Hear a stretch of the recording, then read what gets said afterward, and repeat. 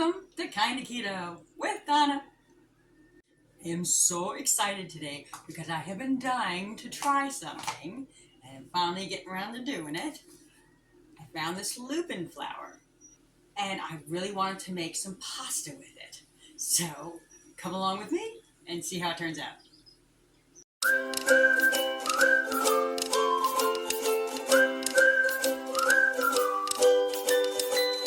Now I have been on a quest. I can do some shirataki noodles. I can do the hearts of palm pasta, and they're both fine in their places. But I still wanted to kind of broaden my horizons, maybe yours, and do my own pasta, from scratch. So here's my attempt at doing that. So this quest started because I actually came across Lupin flour at a local Walmart. And I've had this for a little while, but this is 16 ounces and I paid $6.98 for it. I don't think that's outrageous. And the reason Lupin flour caught my attention is perfect keto. I like their mac and cheese. Bit pricey, but it is made with Lupin flour. So I knew it was going to be a low carb option. I make my own cheese sauce, so I don't use the cheese sauce in here, rarely, or I just use the pasta for like tuna pasta salad. So that's the impetus of it. And I'll show you the ingredients of that. I took a picture of that. And once I found the Lupin flour, I was looking for recipes for Lupin flour pasta. Now a lot of them, or even keto pasta recipes, you made in a blender, you poured on a pan, you baked it, you cut it. But I wanted something that was a little bit more, that formed a dough. So that was my first thing. Wasn't a ton of ingredients, so that was my second thing. But my ultimate goal was try to make either like ziti shape or fusilli shape, or preferably elbow shaped macaroni. Last time I looked at their website, I was trying to find a price without a sale. I would only get this on a sale. So I do have some boxes of this. Like I said, I like tuna pasta salad and things like that once in a while. So we just use the pasta. But it's a little pricey per box, especially without the sale. And if I can find a dough that I can create and knead and use that way, then I could probably make the elbow pasta.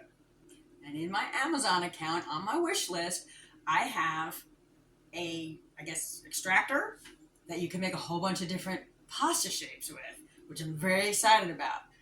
So I did not want to get it until I found the recipe that could do it. Other thing I've been super excited about is I have gotten this pasta machine ages ago and had never used it. When I started to learn cooking, regular cooking, I was determined to make my own pasta dough, and I never got around to it. But I bought this for $15.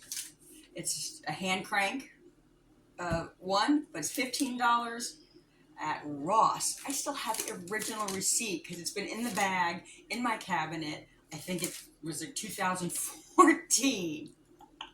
So I'm going to whip this guy out, dust him off, and hopefully use it. This is all the ingredients you'll need to make it. Now there is a mixture of the Lupin flour. Oops. And there is still some almond flour in it as well. It's a mix. And a little bit of tapioca flour. A little sweetener with some allulose. A little xanthan gum, keep it all together, salt, and 3 eggs. That's it. I also looked at a lot of information about the Lupin flour made from the Lupin bean. So it is a legume, and warning, if you have a peanut allergy, you're not allowed to have this because it's in a legume family. So I've definitely heard that when you weigh it, it actually is more accurate. So I am going to use the scale. So I'm going to change this from pounds and ounces and grams. So we're going to go with 0 grams. I'm going to put our container on. And now we are ready to go. Now the first thing is about It's the Lupin flour. It's 1 cup plus 3 tablespoons or 150 grams.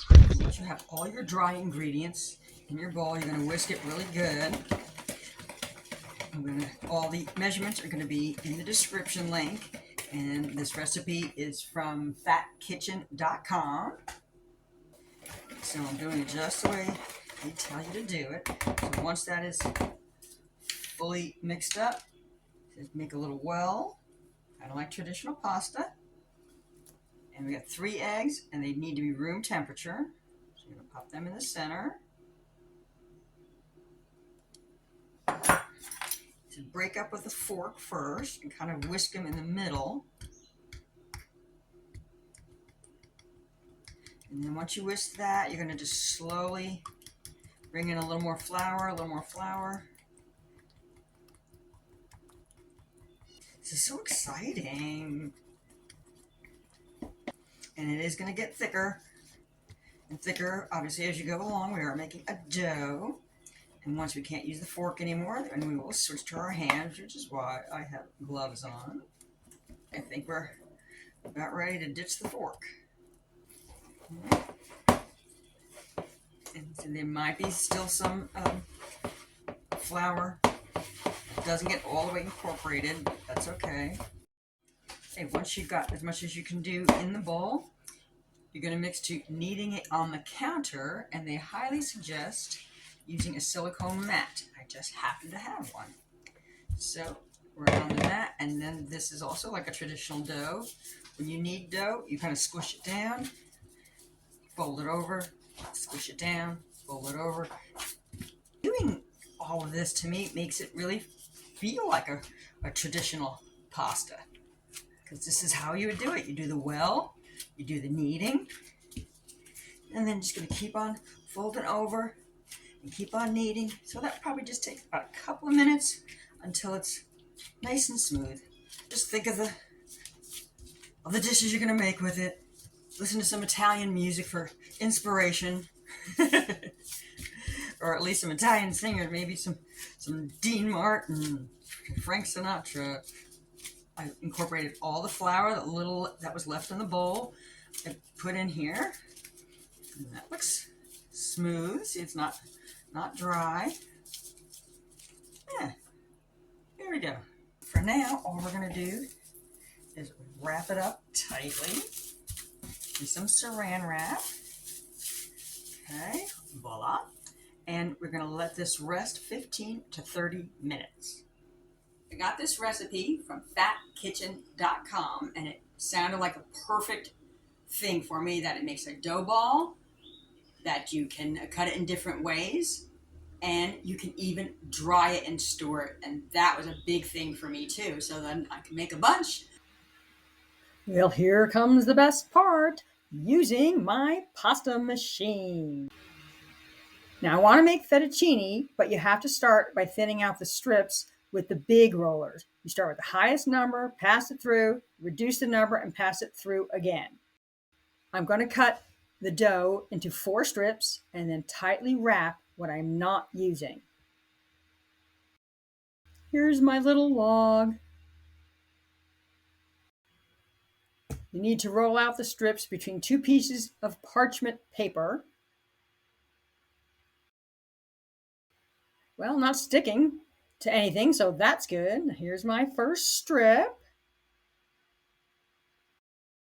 Now I'm starting with the highest number, and I'm going to roll the strip through that.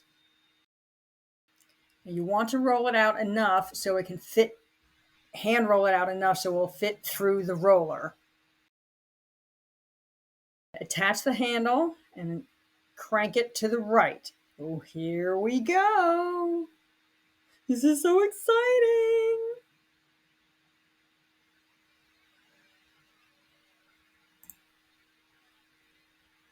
Well, it did not fall apart yet.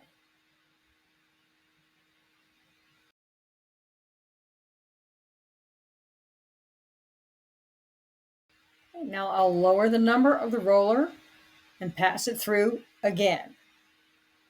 I want to make fettuccine noodles, so I'm going to try this other one. I'm going to take the handle out. and put it in. I've got the like spaghetti section here and a fettuccine.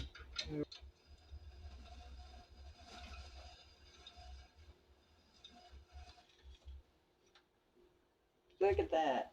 Oh, that's exciting. All right, gonna keep forging ahead. You see, I am getting the hang of it. I'm about halfway done. I'm gonna do the rest. So you can eat it right away, or you can dry it and save it, which is a really good thing that I want to do. Well, that was really fun to do. So yes, it was a tad bit more work than mixing up in the blender and pouring out on a pan, but I thought this was a little bit more traditional pasta, and I really enjoyed doing it. And I'm finding a lot more recipes with Lupin flour, including pizza crust and I think biscuits and stuff. So I will find more uses for it. But of course, I'm really hoping to do the elbow noodles. Well, that's it. Leave me a comment, like the video, and consider subscribing. And until next time, bye!